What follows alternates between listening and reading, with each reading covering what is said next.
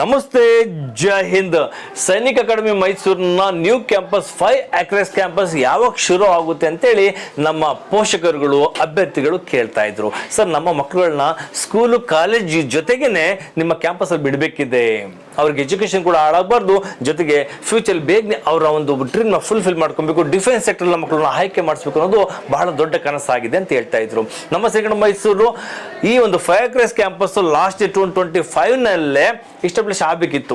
ಕೆಲವರ ದುಷ್ಟಗಳಿಂದಾಗಿ, ಅವರ ಕೆಟ್ಟ ಆಲೋಚನೆಯಿಂದಾಗಿ ಸ್ವಲ್ಪ ಡಿಲೇ ಆಗ್ತು.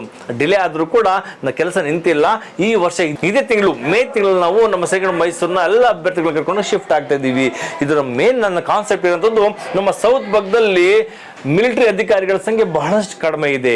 ಸೈನಿಕ್ ಸ್ಕೂಲ್ ಸೇರ್ಕೊಬೇಕು, ರಾಷ್ಟ್ರೀಯ ಮಿಲಿಟರಿ ಸೇರ್ಕೊಬೇಕು, ಎಜುಕೇಶನ್ ಜೊತೆಗೆ ಡಿಸಿಪ್ಲಿನ್ ಲೈಫ್ ಬರಬೇಕು, ಫಿಸಿಕಲಿ ಫಿಟ್ ಆಗಿರ್ಬೇಕು, ಮೆಂಟಲಿ ಸ್ಟ್ರಾಂಗ್ ಆಗಬೇಕು ಅಂತೇಳಿ ಬಹಳಷ್ಟು ಪೋಷಕರುಗಳ ಈ ಒಂದು ಕನಸಾಗಿರ್ತದೆ. ನಮ್ಮ ಸೈನಿಕರು ಮೈಸೂರಲ್ಲಿ ಕಂಪ್ಲೀಟ್ ಹೀಗೆ ನಡ್ಸ್ಕೊಡ್ತಾ ಇದ್ವಿ. ಇದಕ್ಕಿಂತಲೂ ಕೂಡ ಇನ್ನಷ್ಟು ಉತ್ತಮವಾಗಿ, ಇನ್ನಷ್ಟು ಚೆನ್ನಾಗಿ ನಮ್ಮ ಈ ಒಂದು ಹೊಸ ಕ್ಯಾಂಪಸ್ ನಡೆಸ್ಕೊಡ್ತಾ ಇದ್ವಿ. ಫ್ಯೂ ಸೀಟ್ಸ್, ಕೆಲವೇ ಸೀಟ್ಸ್ಗಳ ಮಾತ್ರ ಅವಕಾಶಗಳಿರ್ತದೆ.